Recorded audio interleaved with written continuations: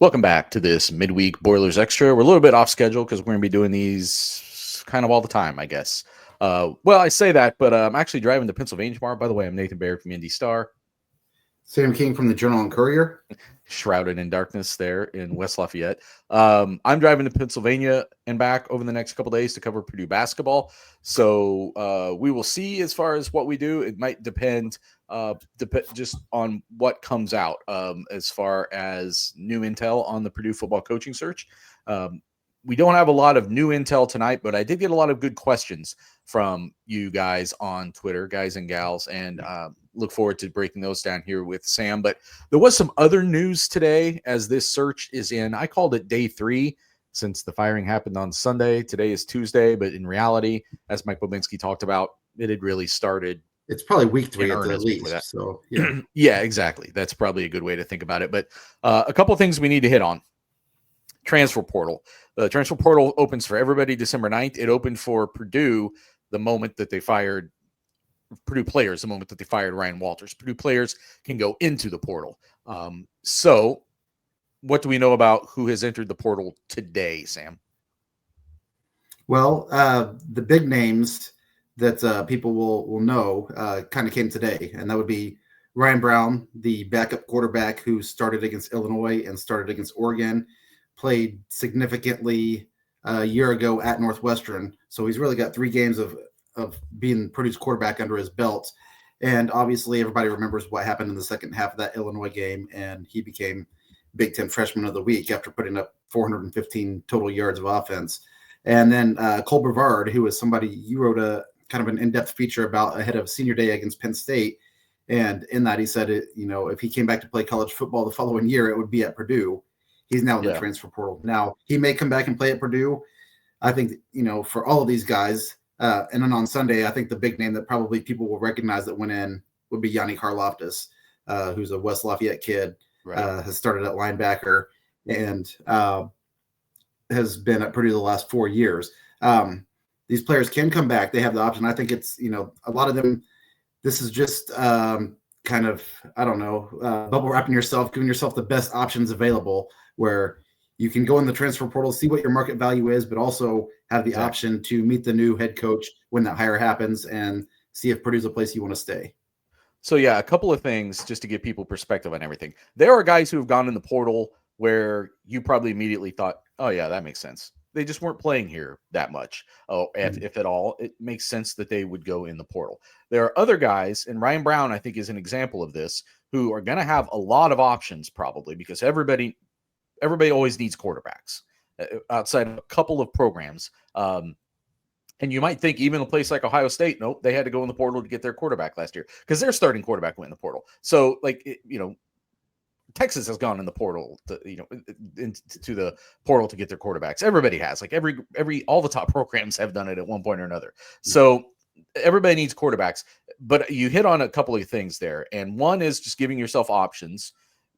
This allows you to get your name out there. You can hear from other teams, and then maybe you do have the option to come back, and you can let Purdue's next head coach, when he comes aboard, if he has already evaluated you or whatever, you can have a conversation with him about how you fit in, whether you think his style of offense is going to fit what you do. That's an important thing here, right? If you were a gunslinger of a quarterback and they bring in a guy who's going to run the option, you stay in the portal probably. So there's that. And then the third thing though is the market value thing. And that's an important thing to keep in mind because Purdue's going to be shopping for guys at market value to fill needs that it has, which is just like all of them, like they just need everything. But sometimes, there are only so many linebackers out there who have a lot of experience, and you're a program that needs someone at that position, and maybe it makes sense for you to go make Yanni Karloftis a better offer than Purdue would be willing to make to get him to stay. I'm not saying anything about Yanni Karloftis today, that he's just the guy that was brought up here as an example, but you could say that about anybody on this roster, really, that, some other team out there has a specific need at that position and they would go, it might make sense for them to get in that, I wouldn't say a bidding war, but just like to get out there, find out what they're worth, and maybe it makes sense for you to go. And like I said, I did confirm with Ryan Brown's father, he is keeping live the option of coming back to Purdue. If he doesn't come back to Purdue, then it means that this team doesn't have a lot of experience as far as scholarship quarterbacks. You have obviously Marcus Davila. Marcus Davola, yes. I was about to say him, the true freshman, but also the one I'm forgetting is the guy who actually started a game in 2023. Bennett Meredith. Yeah, I was starting to say Barrett Meredith, and it wasn't right. You should not Bennett forget the first name there. I know. My son's name is Bennett. Bennett Meredith and Davola, they are both on scholarship. You have Sawyer Anderson coming in as part of this signing class, we assume. I don't think we've heard anything publicly from him as far as what he's going to do, but signing day is on Wednesday. So let's transition to that. This was always going to be a small signing class. I think Purdue was always shooting best case scenario. This might be in the like 15 to 17 range. That's a smallish signing class by national standards. They weren't thinking it was going to be this small. How many people do we think are actually going to sign national letters of intent with Purdue in this early period? Well, yeah, and it was, I mean, the commitments, the verbal commitments at this point are it's 8, I think, 8 or 9. So, it might even be 7, actually. I think it might only be 7. Yeah, well, and just today, Brian Kortovich, who was at one point verbally committed to Purdue, said he's signing with Penn State, which is not a surprise. He took a visit out there and, was one of many in the last month anyway that announced they were decommitting from Purdue as this season just kind of unraveled pretty rapidly. But it's going to be a handful or maybe slightly more than that of kids who sign tomorrow or in the next 3 days, I guess, during this early signing period. Purdue is not hosting its traditional press conference. Obviously doesn't have a coach to speak on these players, so that makes sense. Doesn't have many players to speak of either. I wonder if it's almost like, are we really going to bring you out guys over here for like 5 players and none of them are ranked in the top 800 or whatever it is? Like, I think that's part of it too. And Cameron Gorin, who's a Purdue legacy, his dad played at Purdue, his dad played in the NFL. He is, according to Kyle Neddenrip at the Indy Star, holding off until later to do his signing. I don't know the pronunciation. I'm going to say Zintriax Ote had originally said he was going to delay this until February after Ryan Walters was fired. And he is now, I reached out to him today and he said, no, I'm actually signing this week. So somewhere along the lines of the last couple of days, Purdue has convinced him like, hey, you should just go ahead and you're committed here. You're going to come here. Landon Brooks, who's from Muncie area, is it seems like a lifetime Purdue fan. He posted a photo on his social media today of him as a little boy hanging from a tree wearing a Purdue shirt and saying he's a Purdue lifer. So, those are kind of the people that they're keeping right now, the people that always just kind of wanted to come to Purdue because that was, the school that they wanted to go to, or they have a tie from a legacy standpoint or something. But that's, Cameron Gordon hasn't said that he's sticking with his commitment. He's just delaying and probably getting a better educated, I guess, situation for him once this coaching staff comes on board. But yeah, I expect find out who the coach is. Yeah, find out who the coach is. It could be somebody really exciting. They don't know. Find out who the coach is. Yeah, so it's not going to be many players. And then I think there's 8 players in the portal currently from Purdue. If all of them leave and you bring in less than 8 players, there's some spots there to fill, and there are anyway. I think the portal obviously is going to be a big part of this. Whoever the head coaching hire is. And, I would imagine that head coach is going to bring, several players that they already know from whatever program they're currently coaching. There's also always the possibility of a late signee. I know that this staff was evaluating seniors. At a place like Purdue, you have a little bit more, I don't want to say freedom to do that because it's not plan A. Plan A would be like, well, we're going after so many 4 and 5 stars, and there's mutual interest that we have to get commitments from those guys early. Purdue, that's not the world you live in. So you have the opportunity to evaluate some people later into their senior year. Guys sometimes are late risers, late bloomers, whatever. So I'm sure some of that evaluation was going on. You have junior college as well. Junior colleges, you're trying to flip guys from, group of 5 level, I guess, more likely at this point. So those things are also out there. But because of the coaching uncertainty, I would assume that there's not going to be a flood of that if there's anything tomorrow, just because you'd be giving up the certainty of the place you're at to go to the uncertainty of Purdue. That might be a tough thing to convince people to do. So, but yeah, anyway, signing day is Wednesday, in so much as it's still signing day, even if it's a small class. And I think the people who are signing there on, this isn't like, I remember in 2016 when there was the transition between Daryl Hazel and Jeff Brom, and the Daryl Hazels, there was a much bigger signing class being built for that year. And then the transition happened, and then suddenly a bunch of those guys no longer were committed to Purdue. And it was a mutual decision, or it was Purdue telling them, you don't actually fit here anymore. Like the standard had been raised a little bit. So if you're signing here, I think that means that you're taking a little bit of a leap of faith.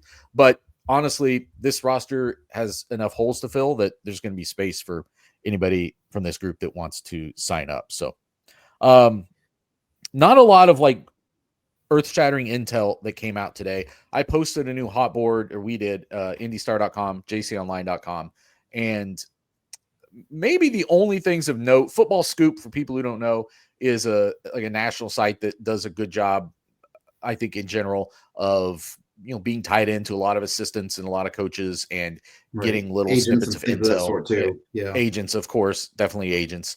And they had a couple pieces of intel, one about Tyson Helton at Western Kentucky, saying that they've been told that there is interest within the building within Purdue to bring him on. And they also had a piece of intel saying Jeff Monken, for the Army coach, and these are both people who were involved the last time Purdue had an opening, that not only is he interested, but that he has a plan. Like, he knows what he would do. He would get to Purdue, and this is how he would attack it. And those guys are both interesting. Let's talk about them real quick. We're not going to go in depth on a lot of guys, but those are two guys I want to hit on because I want to talk. Let's do Jeff Monken first, because Army is such a unique place. They don't recruit in the same way that everybody else recruits. The academic standards there, if you think they're high at Purdue, they're very high at military academies. They don't take just anybody. You have a whole other, kind of character and citizenship standard that you usually have to fulfill as well. It's a really rigorous place to commit yourself to. And there, with those kinds of standards, he has still been able to win a lot of football games. Now, he's not winning them at the Big Ten level, but when you win 10 games enough times, I think it starts to matter. And that's why he's always made sense, I think, to a lot of people, as a guy who could come in and would not feel daunted by the whatever other people might think are absences at Purdue or shortcomings at Purdue. He would come in and probably feel it being a big upgrade over where he has been, and apply what he's used at Army to a place that now actually has an abundance of resources compared to that.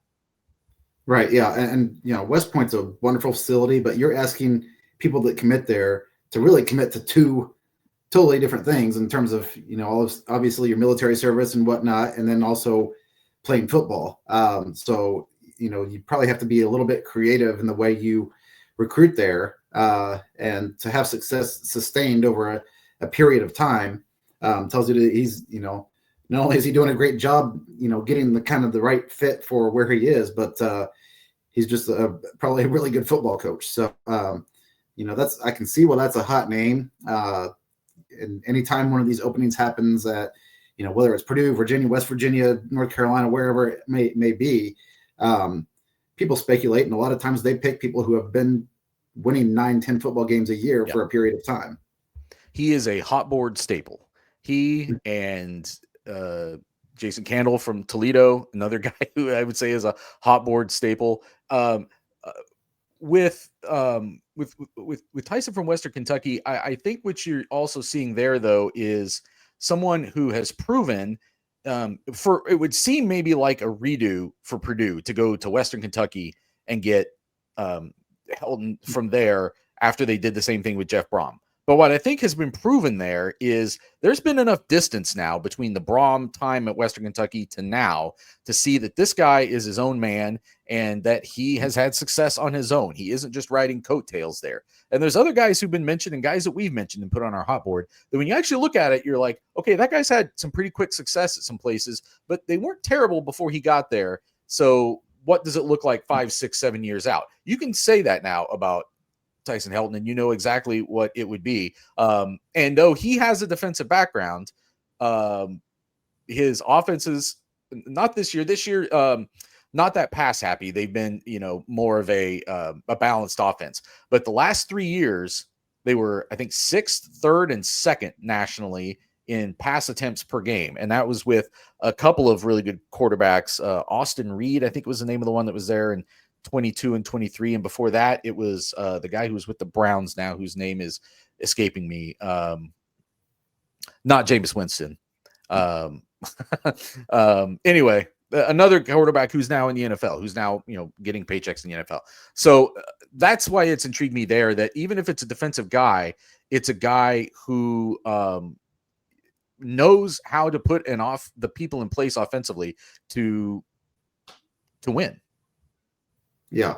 And one of the things Mike Bobinski said Monday in his press conference addressing this was that Purdue kind of failed because it didn't have any kind of backup plan, it sounds like, within the staff. Ryan Walters was a defensive-minded coach, and he hired Graham Harrell to... Excuse me. By the way, I just want to correct myself.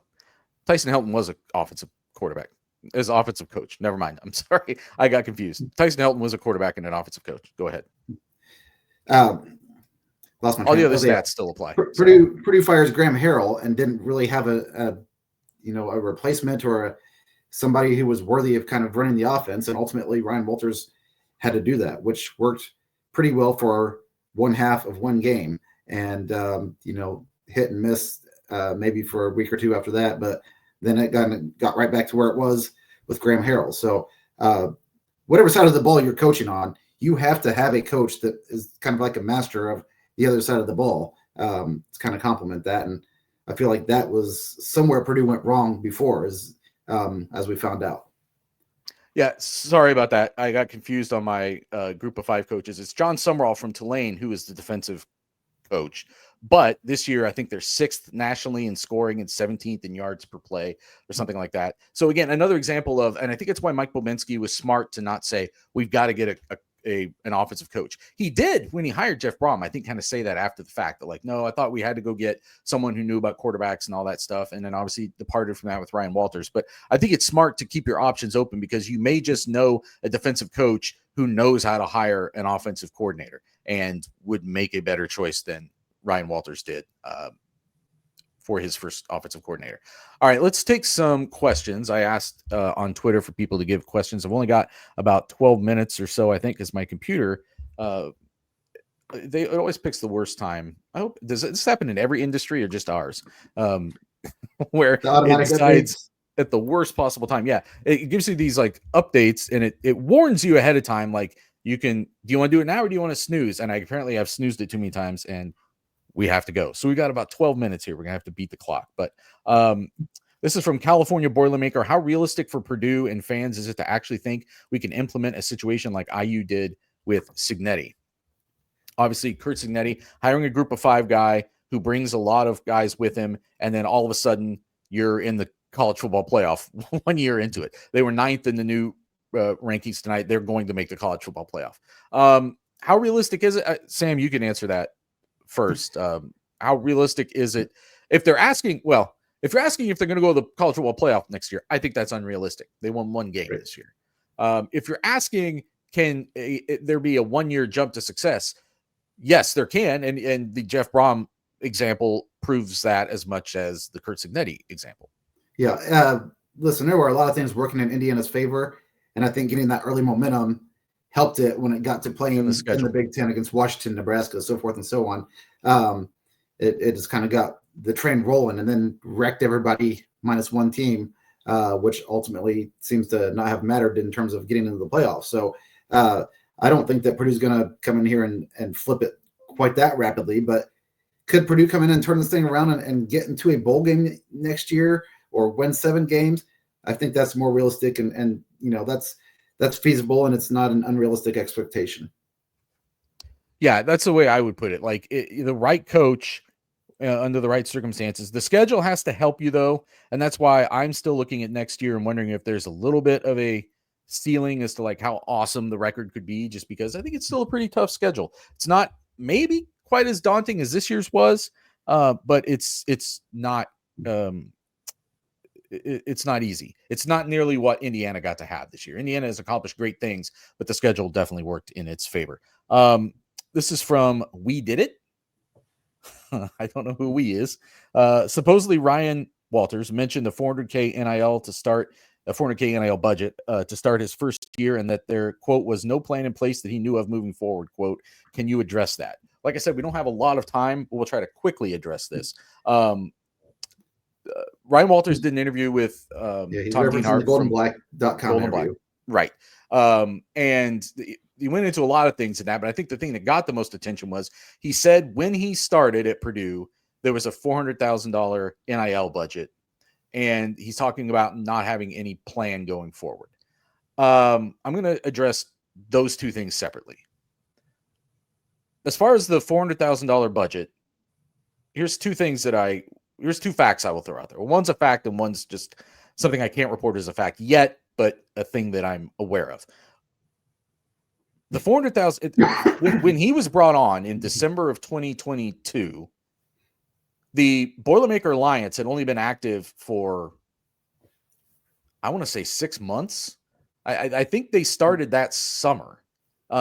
It has been a relatively new thing. And there was a time when there were people around Purdue who thought, oh, we'll never have a collective.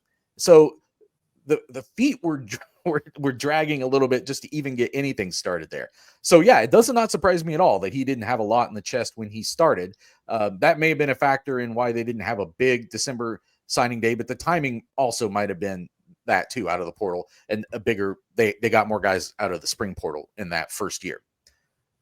The $400,000 thing, now that there is no transparency and there have been no other concrete numbers put down about what Purdue's NIL stash is. I can tell you I have multiple sources, and I can't give you an exact dollar figure yet because it hasn't met my reporting standards to be able to do that. But it's well beyond $400,000 now. It is certainly not at the level of the top of the Big Ten, but most teams won't be. And it's probably in the bottom, somewhere in between the bottom third and bottom half, bottom 40%, whatever, of the Big Ten. Like, I think you're talking about being down there. But there's more teams clustered in that range, first of all. And secondly, the kinds of numbers that I'm hearing for them, I think leaves them wiggle room to make some moves, to keep the guys that you want and to go out and make some important additions. As far as the plan moving forward, I absolutely think, Mike Bobinski was talking about, hey, this is going to be a well-resourced situation. But he's talking about the revenue sharing. And I think it deserves more exploration as to whether, he's talking about the philanthropic method's going to, model is going to go away. It's not going to be so much about a 501c3 like Boilermaker Alliance soliciting donations that are tax deductible. It's going to be more about an entity that facilitates deals that'll probably be under the Purdue umbrella more directly than Boilermaker Alliance is. But the collective is going to have to still exist in some way. And I still think, and I've talked about it on the pod a few times now, you just don't feel an urgency around Purdue about NIL. You feel it, I think, in terms of other teams have more and they're winning. I think I would agree with Walters here. I don't know that I don't see enough of a palpable, tangible strategy of how you're going to take the next jump in NIL. And I think what's going to change that is the new coach is going to come in and have some ideas of his own. And that's, I think, probably that happened a little bit at Indiana. But the other thing that will change as far as how much money Purdue has is there are probably people who were a little bit reluctant to give, like big donors who've been reluctant to give. I know there are. I mean, the people I've talked to, like there's people who've been hesitant to pony up again, who are going to be more open to doing so once the new coach is hired, if you hire the right person. That happened at Indiana for sure. Indiana, I think it was originally reported, was around $3 million. I think the estimates of that are quite a bit higher now that Curt Cignetti has come on board. Those people were not giving at the same level before that, but Curt Cignetti brought some excitement and got that going. So I think that's also very possible here too, that what Purdue is dealing with right now in NIL might change because the guy they're hiring as the head coach says, this has to change or I'm not taking the job. Right. Yeah, absolutely. And obviously winning cures that too, but there is typically if you make a coaching change, listen, if Ryan Walters came back, there were going to be a lot of people that just said, listen, I put X number of dollars in and didn't see the payoff for it, so I'm not doing it again. And that's part of the reason that I think that you had to make this move now, is just to kind of, appease those kind of people that are funding your program in some ways. But I do think if you get the right coach in there and they can, get the right people on board, you can drastically improve your situation there, just in terms of what you're able to go out and offer players and who you're able to possibly bring in. Because, people say, well, Purdue's in this terrible situation where it's 1-11. How would anybody want to go play for that? Now you're in a situation where you can pay people. It's one of going back to that Golden Black interview. One of the things Ryan Walters did say is, let's be real. This is professional sports. And he referenced specifically, like, this is like the Oakland A's trying to compete with the New York Yankees. And I don't know, that comparison, but I feel that, there probably is in some ways. Now, listen, Michigan and Ohio State and Oregon, Purdue's never going to compete with those teams in terms of money, at least not in the short term. But you should be able to compete with Indiana and schools of that like in terms of what you can drum up from donors. I really think one of the big differences between Indiana and Purdue, there may be some like institutional things there as far as like where there are some big money people. Well, the Mark Cubans of the world. I don't know that Purdue really has a Mark Cuban. So that does help a place like IU. But they have plenty of like Fortune 500 CEOs though, and I'm sure some of them like football and basketball. So I think there is a market to be tapped. I just think they need to be a little bit more aggressive about it. From things I'm seeing, from things I'm hearing, it doesn't seem like they're that aggressive about it. I think they need to be more aggressive. And I think when they go through this interview process, I think they're probably going to run into some coaching candidates who say, you're not aggressive enough. And we'll see how that goes. Well, last question here. We're going to do this quick. And it's kind of tied into what we're talking about. This is from Road Not Taken. They asked a couple questions, but does Purdue have a role like the position Andrew Luck recently took with Stanford football? And what personnel in football support roles like analyst, GM are impacted by Walters firing? Well, the second one is everybody's impacted. Like everybody's typically a staff is just fired. Now they're still under contract. Their contracts have not been terminated. There are some people whose contracts expire at the end of December and some people whose contracts expire in 2025. They would have to be bought out. But there are people who are still around, and one of them, I believe, is Noah Joseph, the general manager, who's helping facilitate signing day and facilitate what's been going on in the portal, because he's been the point guy on that for going on for weeks.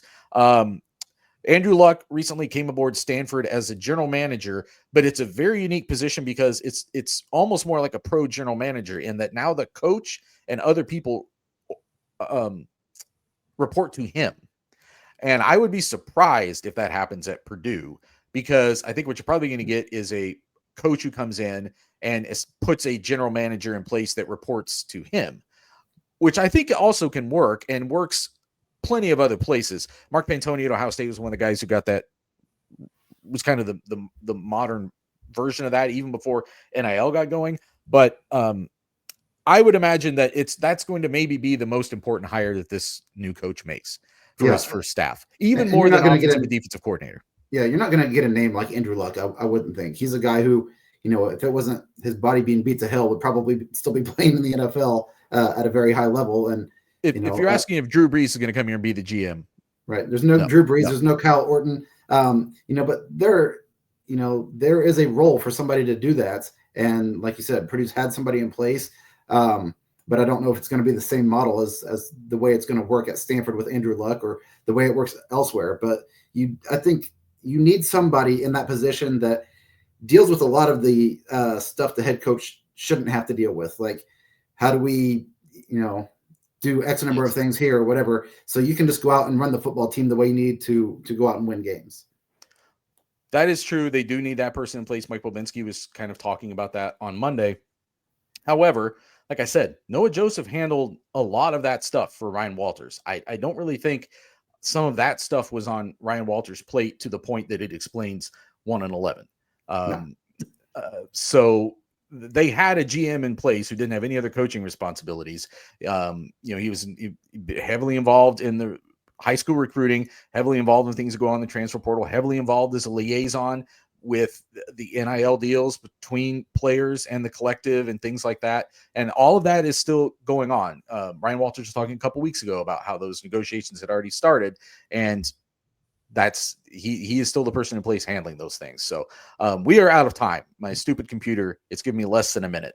So thanks for those of you who joined us for this quick update. We'll probably do some more before this thing comes to a conclusion. It might, I'm assuming, last through the weekend before we get a resolution, but it might be Monday at the latest. So definitely follow us, indystar.com, jconline.com. Sam, you got 30 seconds. What do you want to sign us off with? We'll be back doing this all week, so we'll have plenty of opportunities to sign off however we wish. That's true. I'll be in State College on Thursday covering the first Big Ten game of the season. Sam, you will be at Purdue basketball practice on Wednesday, but you're holding down the fort around here, seeing what's going on at the local level. I'll be in my car. We will talk to you again later.